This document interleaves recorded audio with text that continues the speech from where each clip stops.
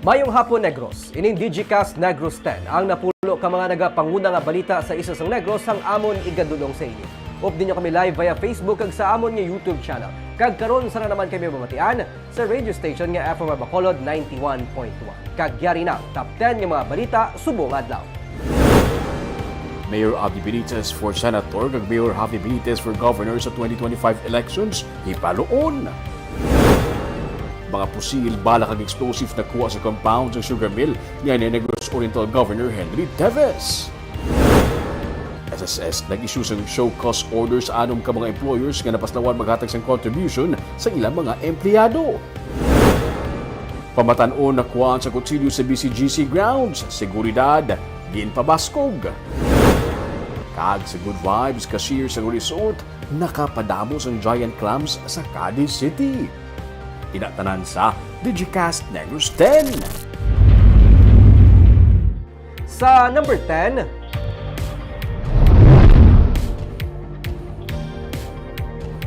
may masobra na sa napulo ka mga TV ang ginpangkaka sa mga opisina sa Bacolod City Government Center. Ini kasunod sa kontrobersyal nga litrato sa mga empleyado nga nagalantaw sang TV samtang naga-duty.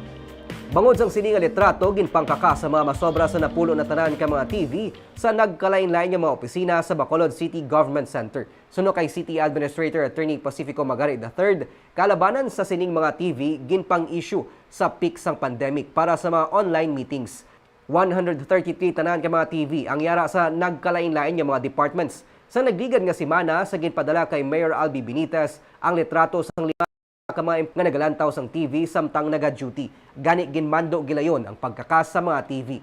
Suno sa alkalde, pangsaylo ang mga TV kung sa diin maggamit ini kag hindi makasabad sa mga empleyado. Tunan man nila ang pagbutang sini sa mga eskwelahan.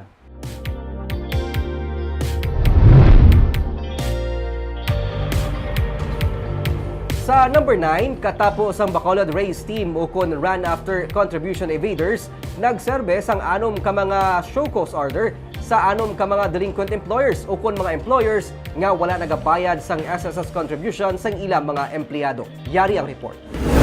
Kabahin sa ginkantuan sang race team ang mga engineering services sa Barangay Takuling kag Bata sa Bacolod kaina sang aga. Based on our records kasi na, it is already this much.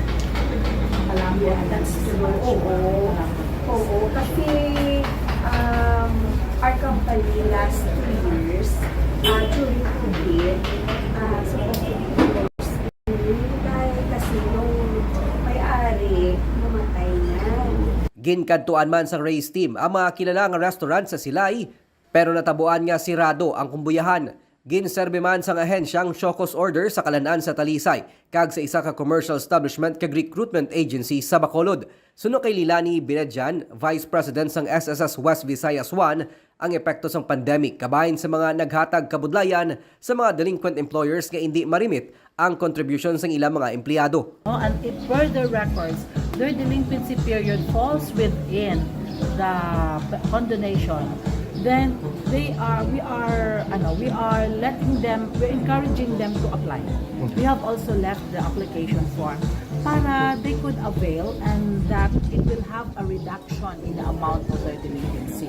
15 dias ang ginhatag sang SSS para mag-comply sa pagsulundan ang mga delinquent employers. Antagin sila tsansa nga makasettle sini for the good also of their employees. Otherwise, kaya mong hambal ta, kasuhan na yan. Anong cases, attorney? Pwede file? Criminal case ni siya, violation siyang usually basta non-remittance is sa section 22 and then ang sanction niya is in section 28 because again criminal siya, this would entail mga 6 years and 1 day to 12 years of imprisonment.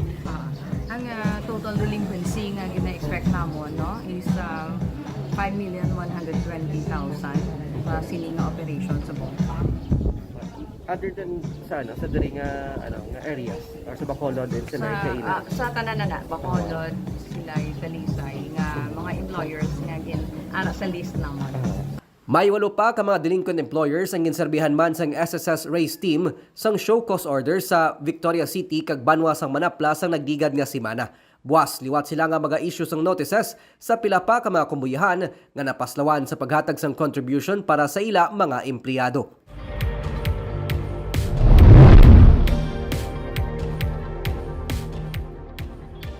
Sa number 8, mga local officials kag sugar industry leaders ang nagalaom nga isa kung tani gihapon kanigrense ang maging administrator sang Sugar Regulatory Administration. Ginatugyan naman nila sa appointing authority ang pagtalana sang bag-o nga SRA administrator kasunod sang pag-resign ni David Alba. Sunod kandaya Governor Eugenio C. Lacson kag 5th District Congressman Dino Yulo nagalaom sila nga nigrense sa gihapon ang mangin talos. Sunod kay Unifed President Manuel Lamata, ginarespeto niya ang desisyon ni Alba. Labi na nga nangin rason sini sa pagbiya sa pwesto ang may angot sa iya ikayong lawas. Kung may nagasiling man nga may kangtana ng isyu nga nagapalibot sa pag-import sang kalamay ang pag-resign ni Alba, nagapati si Lamata nga wala sang basihan ini. Sa ginpagwa nga statement ni Alba sang Domingo, iya ginsiling isa ka honor and privilege ang magpangalagad sa sugar industry. Iya ginapasalamatan si Presidente Ferdinand Marcos Jr. sa higayon. Lakip na ang pagbaton sini sang iya nga resignation.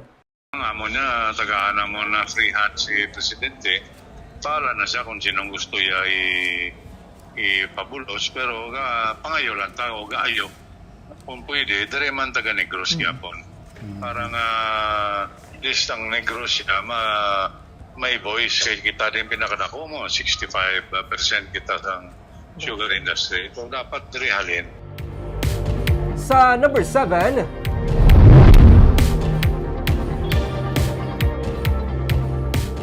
seguridad sa Bacolod City Government Center ang mas ginpabaskog agod matap na ang away sang grupo sa mga pamatanon. Isa ka kutsilyong nabawi sang isa ka amay sa isa ka pamatanon nga taga Barangay 41 sa Bacolod City Government Center sang Domingo sang gabi. Ginsiling ni retired Police General Primitivo Tabuhara, pamuno sang Public Order and Safety Office, mahimo nga may tensyon nga nagaluntad sa grupo sa mga pamatanon nga nagakadto karon sa BCGC grounds. Gani nagdugang na sila sa mga poso guards nga magabantay sa palibot. Hugot man nga ipatuman ang curfew for minors sugod last 10 sang gabi. Sang nagligad lang nga tuig, isa ka 15 anyos nga lalaki ang napatay sa atubang sang BCGC sa nagluntad nga rayot sa tunga sang grupo sa mga pamatanon gikan sa Barangay 41 kag Takuling. Aton nga poso guards nga night duty up to morning, and then i-implement ato ang ang curfew bala sa mga minors sa premises, and then ang mga vendors naman dara sa likod nag-meeting na kami kagina bago mag switch off ang sugatang alas 11 dapat Imos na. tapakan nila lamang premises man sang aton ng BCGC premises kay amo na ang ginatiniran sa mga standby nga mga kabataan nga sige bla tiyog-tiyog da sa sa sulod sang premises sang BCGC.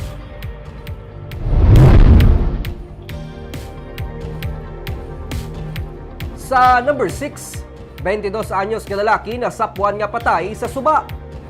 Patay na sa masapwan sang Sabado sa Suba bahin sa Barangay Zone 3 sa Talisay City ang 22 anyos nga si Jericho Sevilla. Nasapwan nga nagalutaw sa Suba si Sevilla sang iyaman mismo nga amay. Sa report sang PNP, masami nga ginasaway sang amay ang iya sini nga anak nga magpaligo sa Suba bangod sa nagainom ini sang maintenance sa epilepsy. Pila ka beses niya naman nga nakita nga nagapaligo pod sa iya mga abyan. Ipaidalom sang pamilya sang biktima sa post-mortem examination ang bangkay ni Sevilla kung ano ang iya siniging kamatay.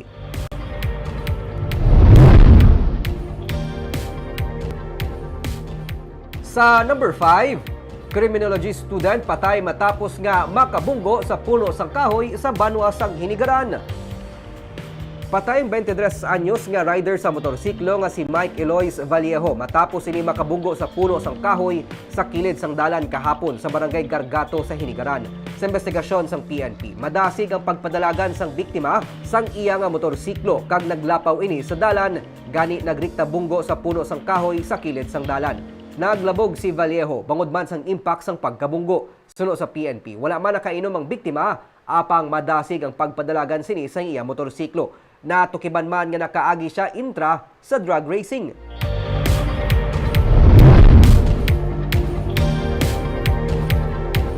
Sa number 4, tag-iya sang ginatukod nga structure sa Barangay Tangub nga wala sang permit ang gintagaan sang subong lang nga adlaw agud mag-comply sang mga dokumento. Hindi pa ma-determine sa Office of the Building Official kung anong structure niya ginatukod sa Purok Pagidae 3 sa Barangay Tangob sa Bacolod City. Wala pa man abi may nasumite nga mga documents sa ilang talatapan, pero may mga nagasiling nga bulangan ini kag may labot diri si punong Barangay Noli Villarosa. Pero sunod sa pamuno sang Obo nga si Engineer Isidro San, wala sila makahibalo kung nga ginaangot na naman ang ngalan ni Villarosa. Pero nagwa nga si Magallanes ang apelyido sang tag-iya sang duta. Kung bulangan gid man ini, dabo pa siya sang dapat nga ma-comply kag hindi niya masunod pareho sang parking space kag iban. Hindi man siya matagaan sang permit. Ginpadala na sang Obo sang notice of violation ang tag-iya sang building nga nahamtang sa sulod sang residential area. May ara siya sang tubtob subong langad para magpathag. Nakabaton man sang impormasyon ng Obo nga nagapadayo ng construction, gani magapagwa man ang Obo sang stoppage order. Sad to say, kung nag-construct kita building without the necessary building permit, base ito lang ma-white ulit ng construction in case hindi siya kapasa. But before na siya maglabot sa Obo, dapat maagi na siya sa zoning for sa ilang use, sa sinang land use. And then maagi naman sa fire. Of course, may impose man ang fire sa ilang fire code.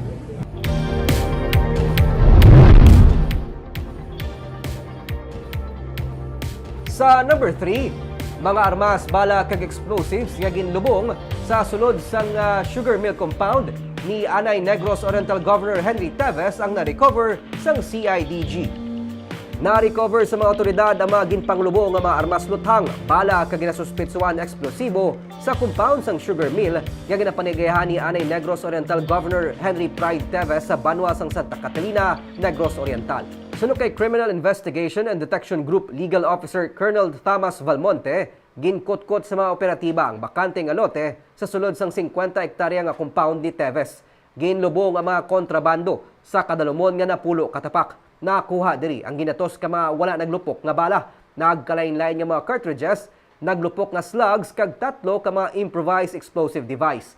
Bangod may explosives, pagatunan sa otoridad kung may kangtanan ini sa terrorist activities. Sunod pa kay Valmonte, may upod sila nga saksi sa pagpatigayon sang operation nga upod man sang ginlubong ang mga armas.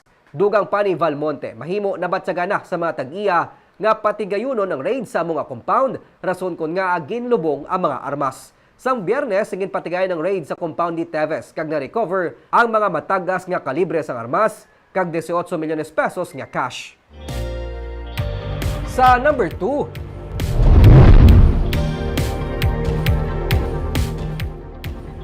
sa 5th District sang Negros Occidental, may mga hinuring-huring nga mangin Dino versus Dina sa 2025. Nagagwang istorya nga si Dina Arroyo Tantoco, anak ni anay 5th District Congressman Ignacio Arroyo, ang mahimo nga magpapili sa 5th Distrito sa 2025. Ini kasunod man sang pagkakita sang iya nga presensya sa probinsya upod ang pila ka mga local personalities. Sunod kay 5th District Congressman Dino Yulo, nga nagpierde kay anay Congresswoman Lourdes Arroyo ang 2022 nga pinili ay hindi pa man mahibaluan sa karon kag hindi man siya makapili sang iya mangin kasumpong.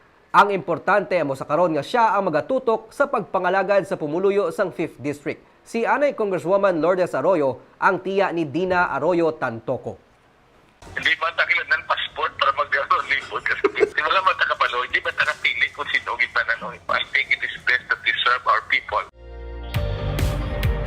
Kag sa numero 1 sa mga balita subong adlaw.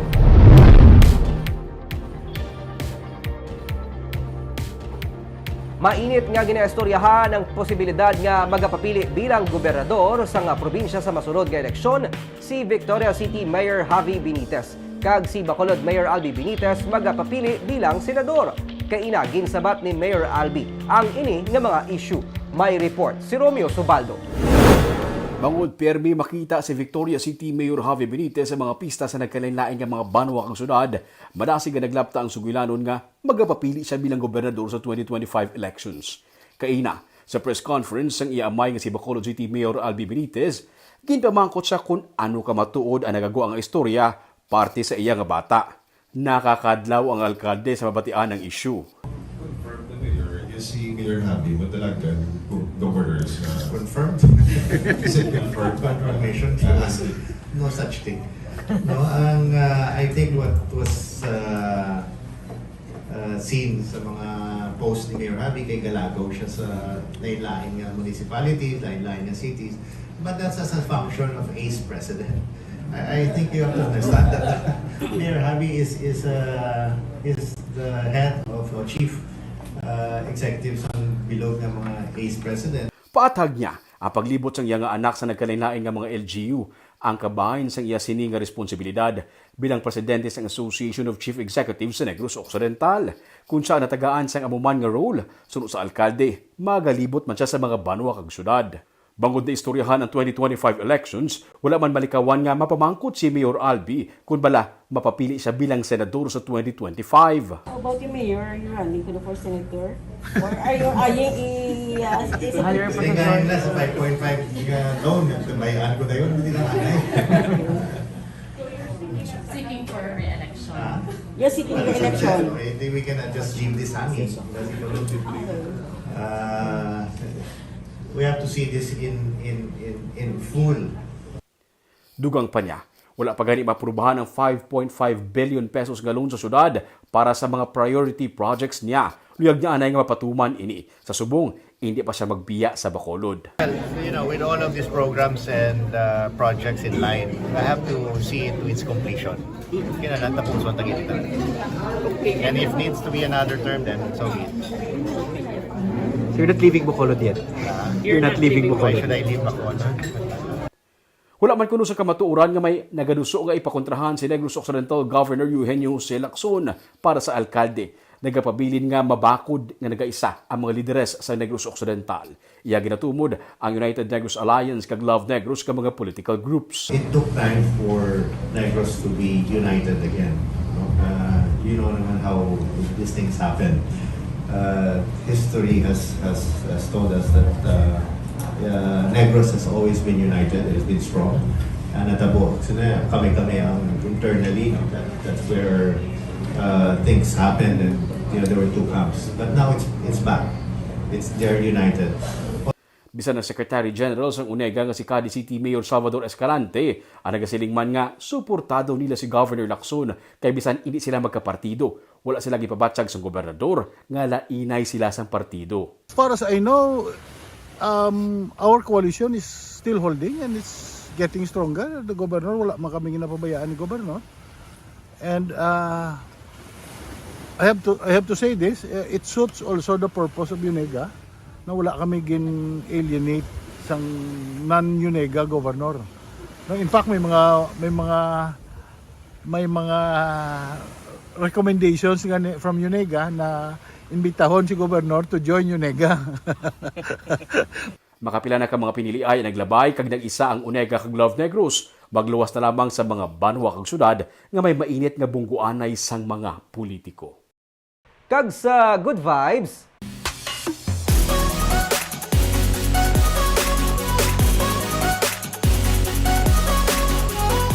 sa Cadiz City, sa kaanay cashier sa resort, ang nakapadamo sa mga giant clams sa baybayon.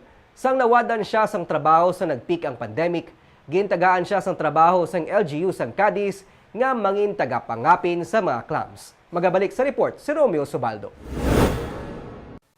Kada may bakanting oras si Yenyen Osorio, gikan sa iya trabaho bilang isa ka cashier sa Lakawan Island, ginakadtuan niya ang mga giant clams malapit sa isla. Nakita niya nga iban sa ila, wala na sa mga unod. Gani, nangita siya sa pamaagi nga mapangapinan sila. Halin sa 3 ka mga clams, ginpangtipon niya ini sa isa ka area. Naglabot ini sa 200 pero sa peak sa pandemic, nawadaan siya sa trabaho. Nagdesisyon siya nga magpuli sa ilang lugar pero wala siya sa may mabilinan sa mga clams. Hindi ko mapagbiyaan, nangitay ko paagi para maano bala, nang may turnover? Oo, may masagod. Oo. Sunod ka ka sa ila? Oo, si Sir Ike mismo nga ako na storya dito. Sir Ike, tinagano ko nga tawag ni nang mapulo ko balawa ay si may maatipan. Oo. So sila ni Sir Ike nang dali lang gid lang tawon nila. Antes magpauli sa Sara Iloilo, gintugyan niya ang mga giant clams sa City Agriculturist ang Cadiz nga si Enrique Escaris III. Pagkabati sang City Agriculturist sa iya ginhimo, ginrecommend siya nga i-hire sang LGU bilang tagpangapin sa mga clams. Ang pag-istorya ko kay Mayor, sabi ko, Mayor, talagsa ka lang nakakita nga may pasyon on that. Now, without considering sa salary. Ah. Imagine na amo ng hobby while off break abi. Oo. Break ya amo na. So yung talagsalan ni. Oo. So daw maski si Mayor amo nang ginapangita iman mo. Ginbutang ni Yen sa isa ka porsyon malapit sa isla ang mga clams. May mga dalan, kag may mga ngalan ang mga kalye. Pati ang clownfish nga ara sa area na pangalanan niya na. Iya ini ginakatuan kung aga kag ginagreet sa good morning. Nag-visit kami na dito. This one. Anong ritual mo morning? Everyday? Good morning everybody. Ginastorya mo sila? Doki sa nabuan naman ko. Sunod sa agriculturist 1 nga si Reza Deldo Tabiguon, rehabilitation na ang ginhimo ni Yen. Wala labot sa mga clams kag clownfish, may mga seahorses na gani sa amuman nga parte sang dagat. So, masiling tadamo pa 2,000 species, pero 2,000 ng 2,000 na kabilog subong 2050, pero amo naman na nada, huwag kami kabalo sa ibang area. Kung matry pa kami sa next few months, manglibot pa kami na, pero hindi kami sure kung ang ano pa bala kadamo. Kadamo nga mera. Nga may ara. Gani sa may baluan ni Mayor Salvador Escalante Jr. ang ginhimo ni Yen, wala na siya magpangduha-duha pa nga itagaan siya sang trabaho. Tumalagsahon lang kuno ang parehos niya nga may passion para sa environment. Hulog ng langit na siya. Nahulog ng langit and it just so happened na nagtugma man siya sa trust ng city for marine preservation. That's why it has to go a long way pa. Damo pa na siya mahimo. But we're getting there and we're open for suggestions. Okay. Suno pa sa alkalde, protected area na ang 1.3 hectares nga parte sang baybay kung sa diin makita ang mga giant clams. Subong si Yen, empleyado na sa City Agriculture Office. Tagpangapin siya sa mga clams kaupo na pila pangitang mga empleyado nga nagabulig sa pagmonitor sang clams kag sa baybayon batok sa illegal fishing. Para kay Yen, wala na sa pinakamanami nga feeling nga ginaswelduhan ka nga himuon ang hilig ka gusto mo nga himuon. Ang feeling mo lang happy ka kay tungod nga imo na siya nga ano mo imo na gin sagod, ikaw man mismo liwat ang masagod. Ako na bala. Ginalantaw sa syudad nga ini ang mangin isa naman ka tourist attraction sa Cadiz City. Kagamayad tong napulo ka mga balita sa isa sang Negros subong adlaw. Kay man sa panahon karon importante nga may ihibalo ka sa nagakatabo sa imo nga palibot. Pero dapat balanse kay ginsaktong mga impormasyon. Magapadayon kami nga magapangalagad sa mga Negrosanon. Ako si Nico Delfin. Tubtubwas, maayong hapon.